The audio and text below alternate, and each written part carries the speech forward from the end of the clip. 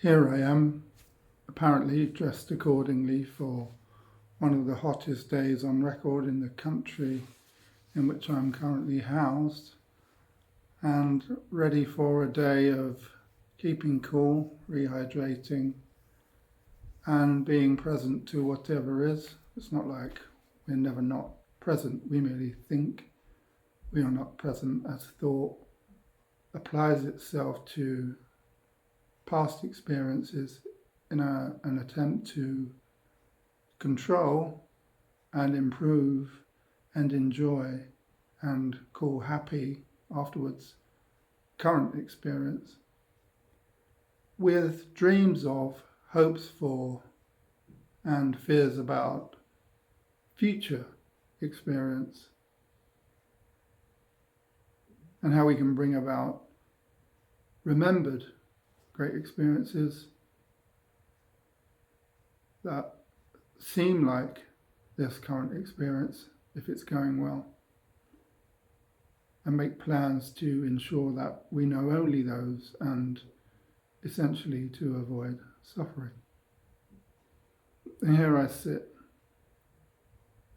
Other than that, that really is just to describe the application of mind as it pertains to time as a construct that it utilizes, appears to be dependent on, that really also is a destructive force unless controlled by that same mind.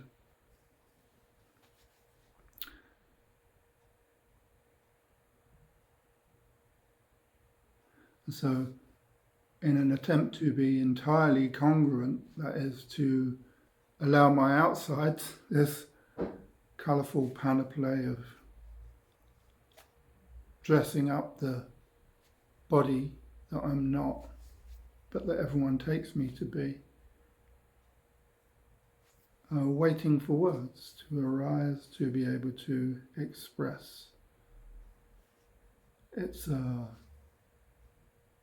an experience of literal warmth, inner comfort, a movement between the external objects, the external body. The body is external to consciousness or to one's very being. The body is an idea, a construct that appears as a movement of mind. The mind is an idea, a construct, a concept, a notion that appears in a concept. The mind is an idea that appears to the mind. We learn early on in the spiritual walk that we are not our mind, or perhaps first of all, if we inquire into the question, who am I? What am I? Or if asked, who am I? What am I? We might say, I am Will, I am Billy, I am 57 years old, I am wearing a pink shirt, a yellow scarf and a blue hat on a hot day. I work in mental health. I am free from difficulty, yet when difficulty comes, I attend to it, whether poorly or professionally. I am a member of this family. I am English. I am from Great Britain. I am left of centre politically. I read certain media. I am someone who talks on YouTube. I am someone who has been through trauma and difficulty. I am someone who has studied this and that subject.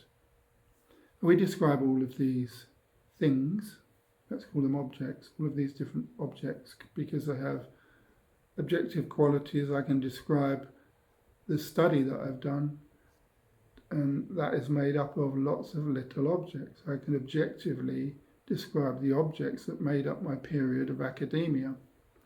Yet, with all of these things, and with study and the period of time, remembered now in the present, in which that study occurred, early 2000s, now I'm no longer doing those things. They can't finally and fully be who I am.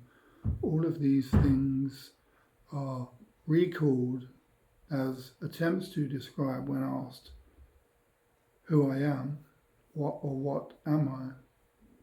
I can use them and draw on them to describe who I essentially, this is the point, think I am. So these are thoughts that arise in an attempt to response to the inquiry, who am I?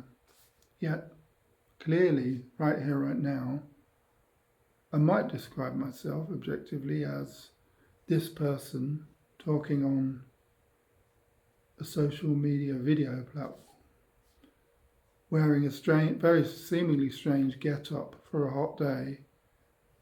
I might wear these clothes outdoors to keep myself cool, but I'm indoors. But when I go to bed tonight and I sleep, I won't wear any of these things. I'll be naked. So I am none of these things. I won't be recording on a video platform in my sleep, though my mind's open to whatever. So I'm none of these things. In fact, finally we find that I am not the things that go to make up my past. I'm not the things in the present. I am not made up of things. Yet, if we do cast ourselves back to being children, our first memory, if we draw a line from there, a thread from there to the here and now, in which all of those interchangeable things changed, but none of them finally made me who I am, where I am and what I am right now, excuse me. That thread is unbroken. I have always been here. I am here. And this here is the same here as it was, as it is, as it may be. We can't really say about the future, though we have a good idea, another movement of mind, that this thread continues until it no longer continues. We might call that endings. We might say until I die, and then we can inquire into whether the I that I am dies. There's further inquiry, but essentially here, the things that I take myself to be, the things I have done, the things I have been, the good and the bad, pro and con, though they have been experiences I've known, they are recallable in this present experience as the recollection of things only as much as they relate to present experience, but none of them make me who I am. So what we can do is we can take the things from the I am and we can ask ourselves, we can inquire, am I? If I'm not these things, who am I? Let's take the who off. If the who is made up of the objects, of the things, but the thread is made up of the I am, then we can confirm direct experience right here, right now. Empirical, scientific inquiry, we can say, as a fact, as an experienced empirical fact, I am. In fact, we've always been able to say I am. That's always been true with a capital T. Always been true, is true. Seems as if, based on empirical evidence, direct experience, as the most empirical, that this thread may well continue. It's continuing right here and now in the 10 minutes since this talk first began, right now. Finally, we can say, I am. If we inquire, if we embody the very amness that I take myself to be, I am the soul, I am the consciousness in which the idea of a body appears, this body in this peculiar outfit to make a point, appears and disappears, the am, that I am, is the closest we can come to articulating in order to share that to others, as we're attempting to do here, the closest approximation of the apparent human experience, because we all seem to be sharing that experience that I am. That is the shared experience, that is the undivided experience of every human being. That I am, or that amness, is the knowing of experience of who we are. And here we are, all together in that shared experience, apparently, globally, in the dream of the world that we all inhabit right here, right now. If this amness can embody that amness, can inquire into that amness, embody the experience of knowing, that sense of not mere self-awareness, but awareness, not of things, not of a personality, not of an outfit, not of a recording platform, not of the experience of the senses, but awareness, amness, isness, the quality of that amness and awareness. And we create a very different way of being. Our very being. Our very being is that which we then take out into a world of continual doing. And a human predicament is, for each of us, that taking ourselves to be the things that we do and the things that we add to I am.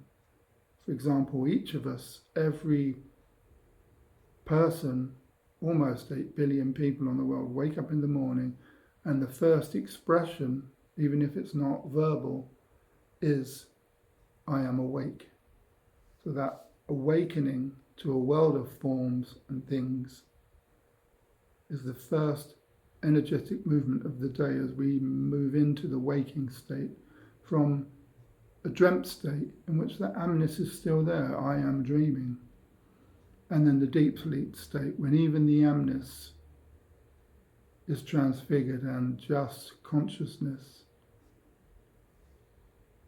at rest, in rest, as rest, is the unknowing known experience that we do not know as a personality. That's just beautiful. And each of these apparent states, deep sleep, dream state, waking state, is given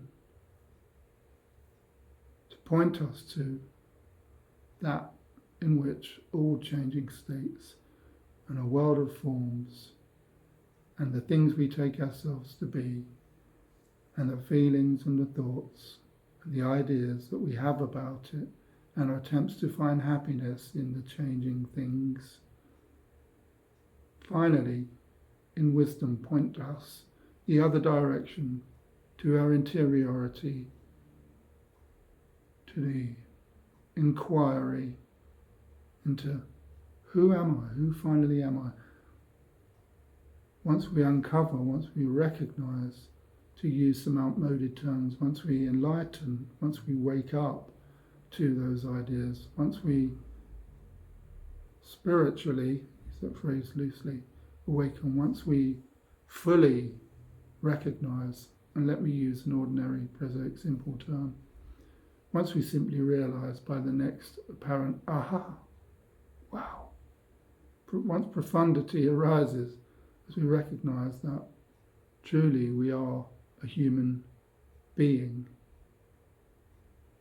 we begin to lose our interest in being a human, constantly doing in order to find temporary experiences of happiness here, there, and everywhere.